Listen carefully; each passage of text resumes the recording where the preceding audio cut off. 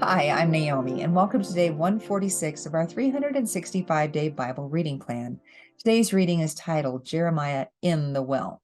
We'll be reading Jeremiah chapter 38, verses 1 through 13 in the New Living Translation. Now Shephatiah, son of Mattan, Gedaliah, son of Pashur, Jehukal, son of Shelemiah, and Pashur, son of Malchiah, learned what Jeremiah had been telling the people. He had been saying, "This is what the Lord says.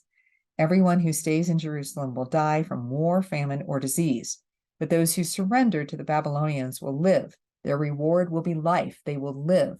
The Lord also says the city of Jerusalem will certainly be handed over to the army of the king of Babylon, who will capture it."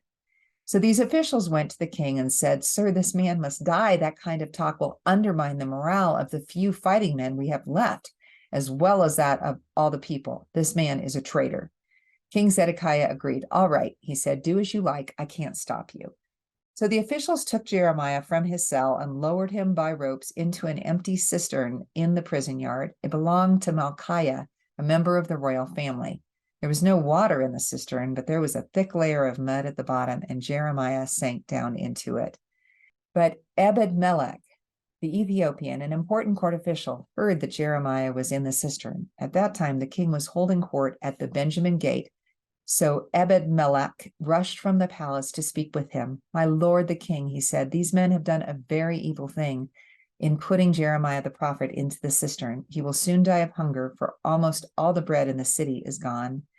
So the king told Ebed-Melech, "Take 30 of my men with you and pull Jeremiah out of the cistern before he dies." So Ebed-Melech took the men with him and went to a room in the palace beneath the treasury, where he found some old rags and discarded clothing. He carried these to the cistern and lowered them to Jeremiah on a rope. Ebed-Melech called down to Jeremiah, "Put these rags under your armpits to protect you from the ropes." Then when Jeremiah was ready, they pulled him out. So Jeremiah was returned to the courtyard of the guard, the palace prison, where he remained. Thanks for joining us for today's reading. And remember, everyone has an invitation to sit at Jesus' table. We hope you'll find your story and purpose in God's story.